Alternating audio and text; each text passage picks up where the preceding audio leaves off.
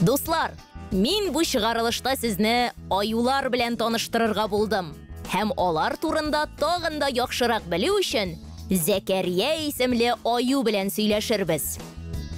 Зәкәрия, аюлар кыш җиткәч чыннан да берничә айга йокыга таламы?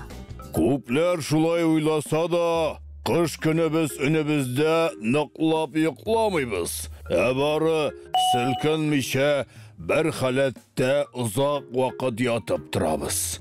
Мондый чакта безнең пульс әкренәя, һәм тән температурасы да түбән була.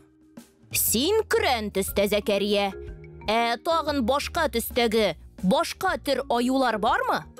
Аюлар берничә төргә бүленә, һәм иң кызыгы гигант панда да безнең исемлектә. Ул бездән бик аерыла. Аның махсус диетасы бар. Ул көненә 12 килограмм бамбук ашарга мөмкин. Башка төр аюлар ни белән туклана?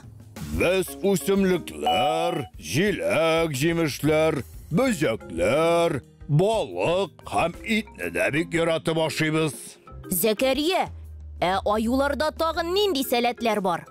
Бездә ис сизү сәләте көчле. Төрле исләрне бик ерактан сизәбез.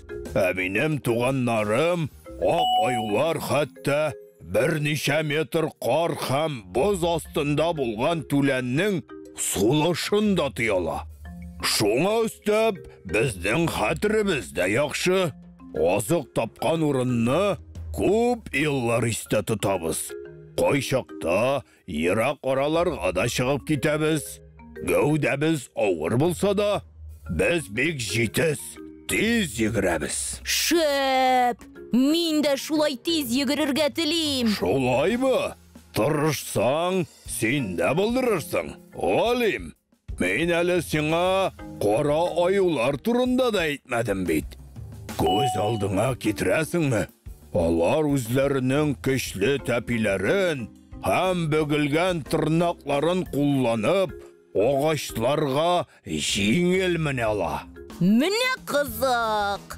Мин бу турыда белми идем. Бик зур рәхмәт сиңа, Зәкәрия. Бүгенгә дусларыбыз белән сау буллашабыз.